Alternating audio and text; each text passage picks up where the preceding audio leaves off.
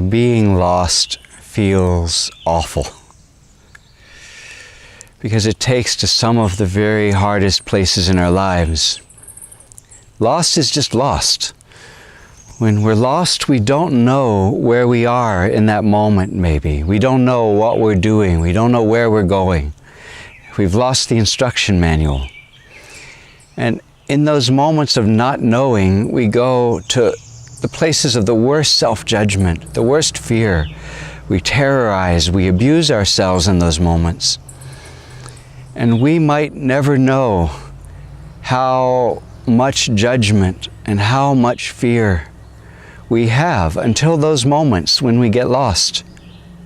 We might never know how trapped and limited we are by our habits, the ways we think, the way we act, the things we think we have to be, the things we think we must do to be lovable or worthy or safe or good enough. We might never know how much those habitual ways of being are trapping us until suddenly we find ourselves in a landscape where we don't know what to do and we're lost. And in those moments, we see what we do to ourselves all the time, quietly under the radar.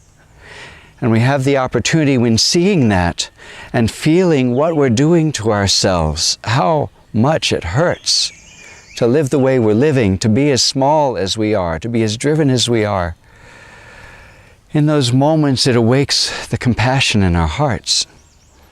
And we have an opportunity to forgive ourselves and to take a stand against the abuse and the judgment that is always running in the background of our minds, to take a stand against it and to discover other possibilities.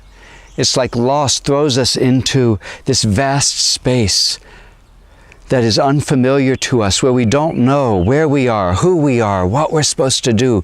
And so we get to discover it all again. Children don't get lost.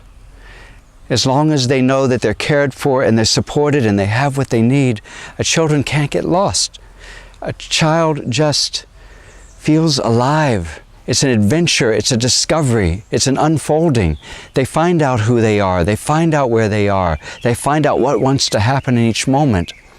But as adults, as long as we know where we are and who we are, we can't access that experience.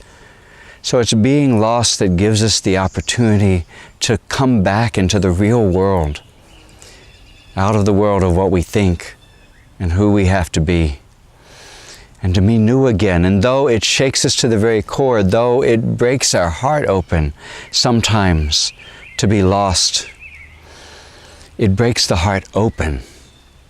So the heart has a bigger space to move in, so we do.